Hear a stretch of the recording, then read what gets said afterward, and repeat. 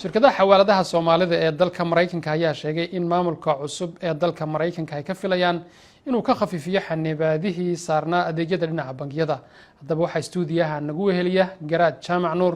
oo gudoomiyaha guud ee shirkadda xawaalada Tawakkal Express. Garaad ku soo dhow barnaamijka qubanaha VOA. Ku soo dhawaad. Su'aashoodan ku weydiinaya waxay tahay bal xagee marayaan adeegyadii xawaaladaha Soomaalida oo ogeyn in dhibaato ay ka jirtay xilliyeedii hore. بسم الله horta niyo xawaaladii waa fiican yihiin dhibkii awal jirena wali waa jira wali lama xalin isku daygii badnaana waa ogeedeen ilaa 2005 kii soo bilowday ilaa hadda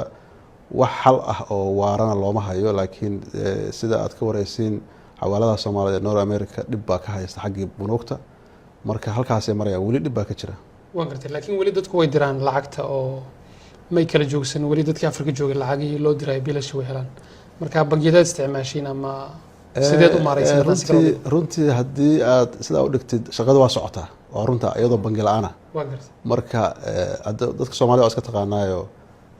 maanta haddii la yiraahdo hala joojiyo xawaaladaha dhib ku dhici kara marka xawaaladu waxay isku dayeen qaab kale oo ay lacagaha ku geeyaan Soomaaliya ay bilaabeen haddana waa u shaqeysaa last 2 years 3 years waa u shaqeysaa bunugna waa iska jirtaa wax iska yar laakiin aan badnayn waan gartay waxa jira in siyaasiyiin Mareykan ay aad ugu lug lahaayeen hadday ahaan xubnaha aqalka hoose hadday ahaan lahaayeen iyo xubnaha aqalka sare gaar ahaan gobolka Minnesota oo aad uga garanay labada senator Amy Klobuchar iyo Al Franken iyo Keith Ellison oo aqalka hoose ah dadaaladoodii iyaga wax rajo laga qabo inay mustaqbalka miro dhalaan waa runtii way isku dayeen laakiin wax hadda xal waara lagama helin laakiin isku day badan baa jira Keith Ellison iyo senatorada iyo waa isku dayeen Minnesota laga soo doorto laakiin wali wax hadda arintii xawaaladaha haystay mayn xalin marka qaarkood waxa dareemaysaa ninka siyaasiga markii la rabo inuu doorto biil yar inta keeno meelaha dhaxo ku dhamaada marka waxaan isleenahay dawladda cusub iyo ma aqaan hadii wax badan ka bedeli doona Trump iyo madaxweynaha cusub inuu Republican way inuu bal businesska furfuri doona laga yaabaa marka laakiin isku daygaas wali waxba ma sax waxa soo hadal qaaday maamulka cusub ee madaxweyne Trump waana sheegtay in jamhuurigu ay dhinaca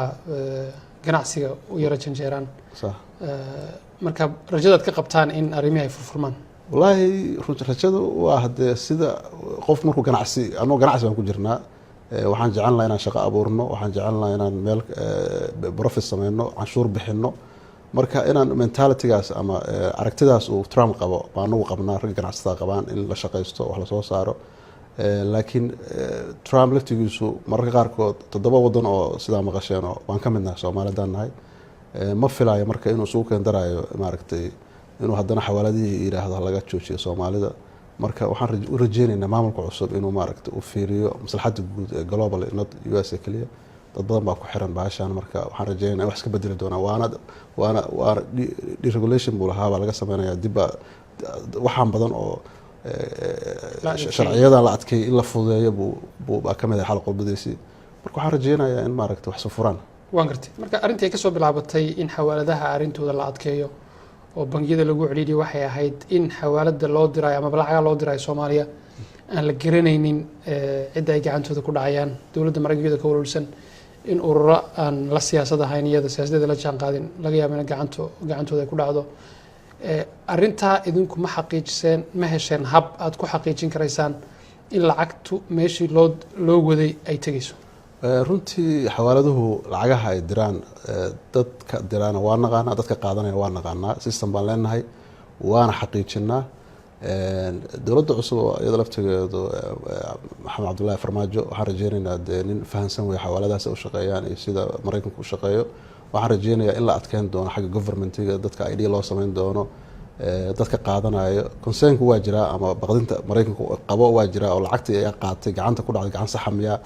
laakiin waxaan ku sheegayaa inaan hadda technology-giiba aan fududeynay oo hadda Tawakkal